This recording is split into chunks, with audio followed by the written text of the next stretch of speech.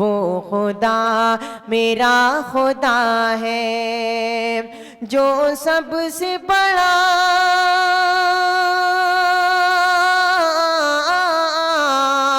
جو سب سے بڑا، سب سے بڑا، سب سے بڑا ہے وہ خدا میرا خدا۔ اب میں پروگرام کی کارروائی کو مزید آگے بڑھاتے ہوئے اس پروگرام کے صدر فضیلت الشیخ حضرت مولانا عتیق الرحمن صاحب سلفی حفظہ اللہ، نائب امیر ضلعی جمعیت اہل حدیث اعظم گڑھ سے درخواست کرتا ہوں کہ تشریف لائیں اور صدارتی کلمات 5 منٹ کے اندر مکمل کریں۔ السلام علیکم ورحمۃ اللہ وبرکاتہ۔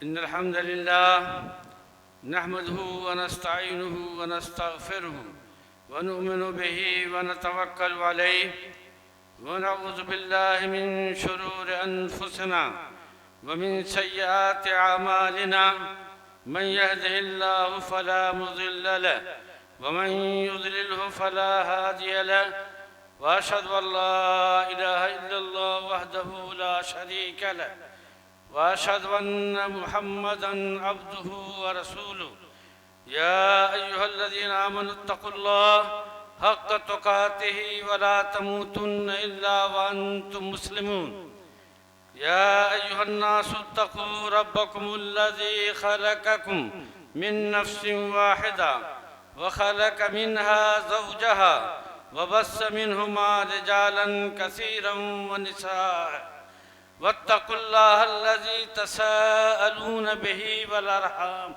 إن الله كان عليكم رقيبا يا أيها الذين آمنوا اتقوا الله وقولوا قولا سديدا يصلح لكم أعمالكم ويغفر لكم ذنوبكم ومن يطع الله ورسوله فقد فاز فوزا عظيما أما بعد فإن خير الحديث كتاب الله وخير الهدي هدي محمد صلى الله عليه وسلم وشر الأمور محدثاتها وكل محدثة بدعة وكل بدعة ضلالة وكل ضلالة في النار فأعوذ بالله من الشيطان الرجيم بسم الله الرحمن الرحيم كنتم خير أمة أخرجت للناس تأمرون بالمعروف وتنهون عن المنكر وتؤمنون بالله۔ برادران اسلام، ہمیں انتہائی مسرت ہو رہی ہے کہ موضع چاند پٹی میں ضلعی جمعیت اہل حدیث اعظم گڑھ کا ماہانہ اجلاس عام منعقد ہو رہا ہے۔ اس اجلاس کے انعقاد میں یہاں کے ناظم اعلیٰ عبد المعیز صاحب اور ان کے رفقا کا بڑا ہی اچھا رول رہا ہے۔ میں ان تمام حضرات کا ممنون و مشکور ہوں جنہوں نے اس دینی اجلاس کے انعقاد میں دامِ درم سخنے اپنا تعاون کیا ہے۔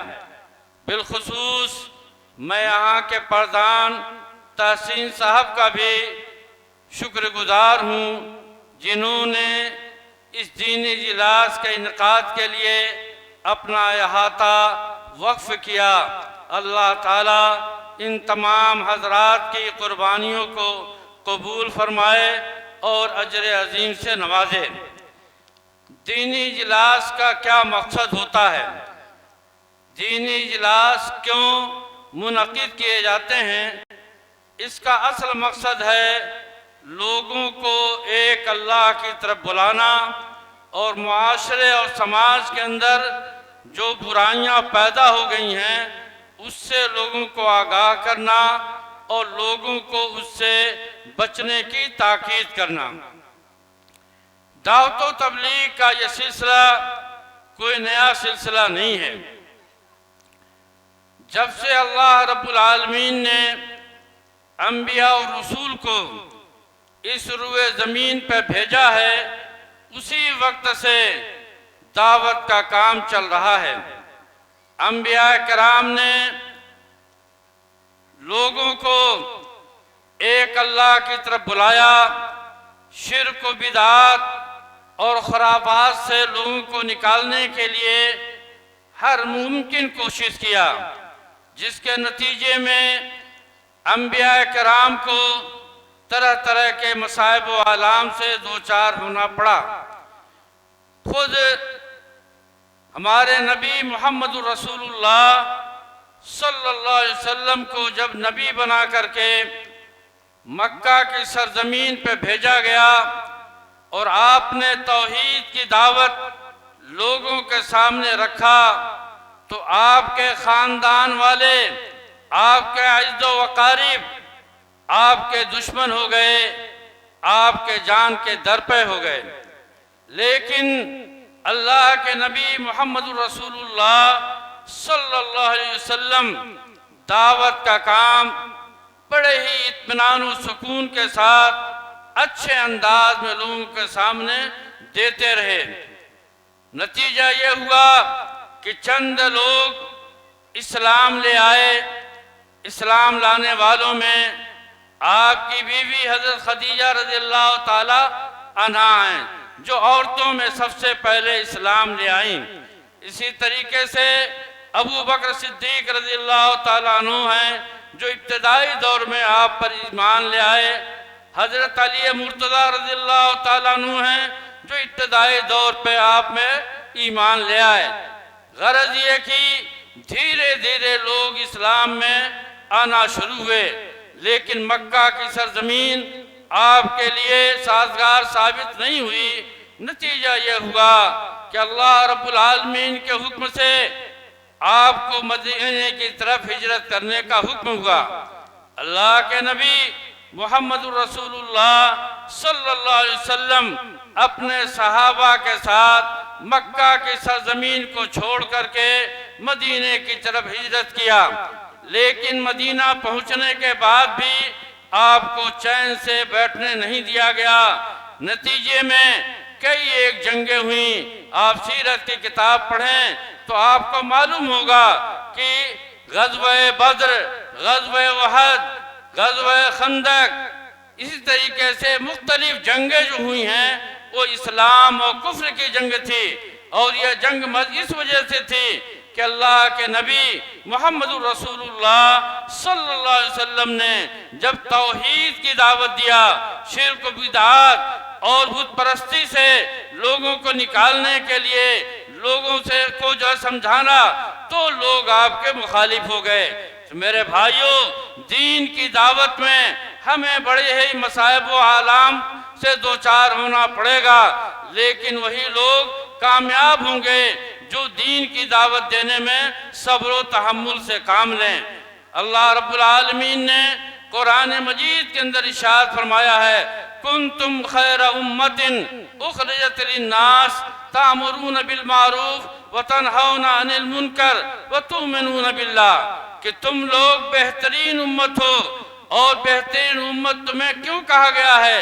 اس لیے کہ تمہارا کام یہ ہے کہ تم لوگوں کو بھلائی کا حکم دیتے ہو، برائیوں سے روکتے ہو، اور اللہ رب العالمین پر ایمان رکھتے ہو۔ تو ایک مومن کا یہی طریقہ ہوتا ہے کہ ایک مومن آدمی جو اللہ پہ ایمان رکھتا ہے، اللہ کے رسول پہ ایمان رکھتا ہے، آسمانی کتابوں پہ ایمان رکھتا ہے، اور جنت و جہنم پہ ایمان رکھتا ہے، وہ اللہ پر ایمان رکھنے کے ساتھ ساتھ خود بھی عمل کرتا ہے اور لوگوں کو بھی عمل کی دعوت دیتا ہے۔ اسی لیے قرآن مجید کے اندر اللہ رب العالمین نے فرمایا، وَلْتَكُمْ مِنْكُمْ أُمَّةٌ يَدْعُونَ إِلَى الْخَيْرِ يَأْمُرُونَ بِالْمَعْرُوفِ وَيَنْهَوْنَ عَنِ الْمُنْكَرِ وَأُولَئِكَ هُمُ الْمُفْلِحُونَ، کہ مسلمانوں میں ایک ایسا طبقہ ہونا چاہیے، ایک ایسی جماعت ہونی چاہیے جو مسلسل دعوت و تبلیغ کا کام کرتی رہے، لوگوں کو بھلائی کا حکم دیتی رہے، برائیوں سے منع کرتی رہے، اور جس کے اندر یہ اوصاف پائے جائیں گے وہی لوگ کامیاب و کامراں ہیں۔ اللہ کا شکر ہے کہ ضلعی جمعیت اہل حدیث جب سے قائم ہے، یہ برابر دعوت و تبلیغ کے فرائض کو انجام دے رہی ہے۔ ضلعی جمعیت کے ذریعے سے مختلف علاقوں میں ماہانہ اجلاس عام ہوتا ہے، مسجدوں میں دروس ہوتے ہیں، اور اس کے علاوہ ہر جمعہ کو خطیب بھی مختلف علاقوں میں بھیجے جاتے ہیں جو جمعہ کا خطبہ دیتے ہیں اور جمعہ کے خطبے میں حالات حاضرہ کے موضوع پر ان کا پرمغز خطاب ہوتا ہے۔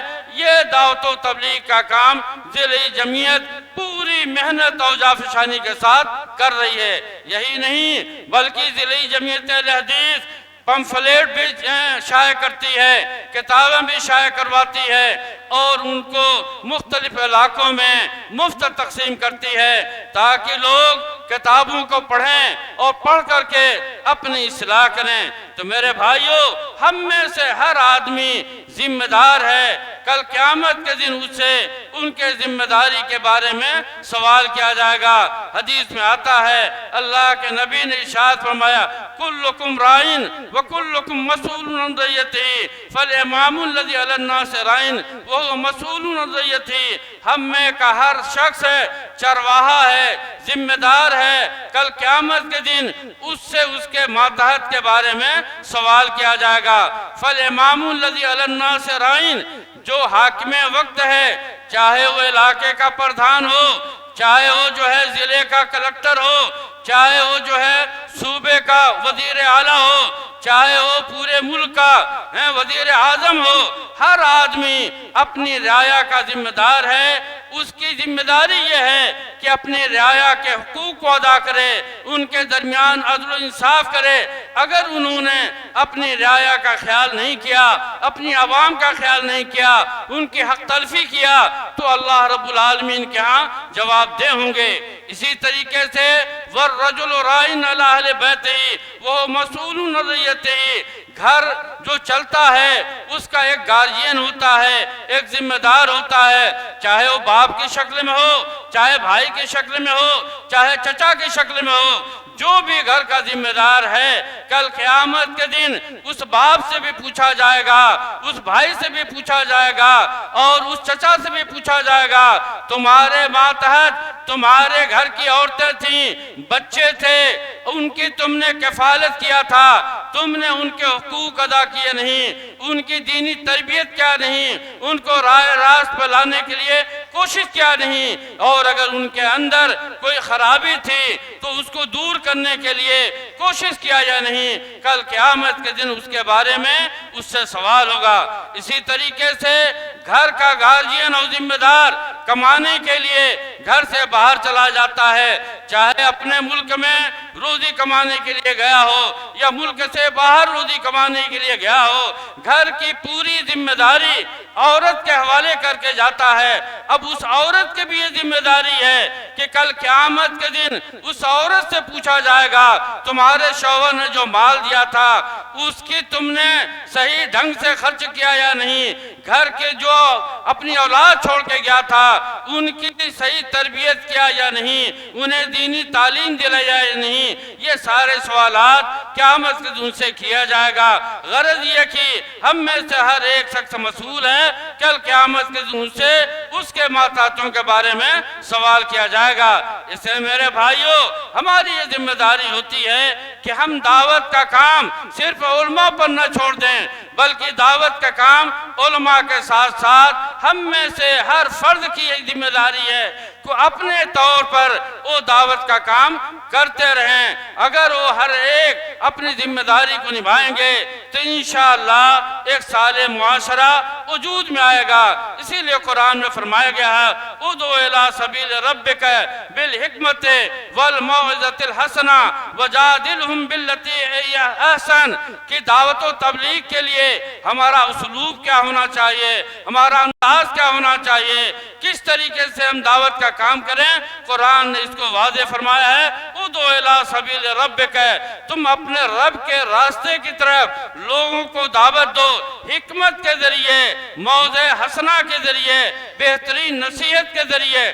اور اگر کسی معاملے میں آپس میں بحث و مباحثہ ہو جائے تو لڑائی جھگڑا نہیں کرنا چاہیے، بد زبانی نہیں کرنا چاہیے، گالی گلوج نہیں کرنا چاہیے، بلکہ اچھے انداز میں دلائل کی روشنی میں ان کو سمجھانا چاہیے۔ جب ہم اس طرح سے کام کریں گے تو انشاءاللہ ہماری بات لوگوں پر اثر انداز ہوگی، لوگ ہماری باتیں سنیں گے اور انشاءاللہ اس پر عمل کریں گے۔ اللہ رب العالمین سے دعا ہے کہ الہ العالمین ہم میں سے ہر شخص کو اپنی ذمہ داری کو نبھانے کی توفیق عطا فرما۔ الہ العالمین ہمیں جب تک زندہ رکھ، دین اسلام پر زندہ رکھ، اور ہمارا خاتمہ ہو تو دین اسلام پر ہو۔ اقول قولی ھذا استغفر اللہ لی ولکم ولسائر المسلمین واستغفروا انہ هو الغفور الرحیم۔ جزاکم اللہ خیرا و احسن الجزاء۔ ابھی ہم شیخ محترم سے صدارتی کلمات سماعت کر رہے تھے۔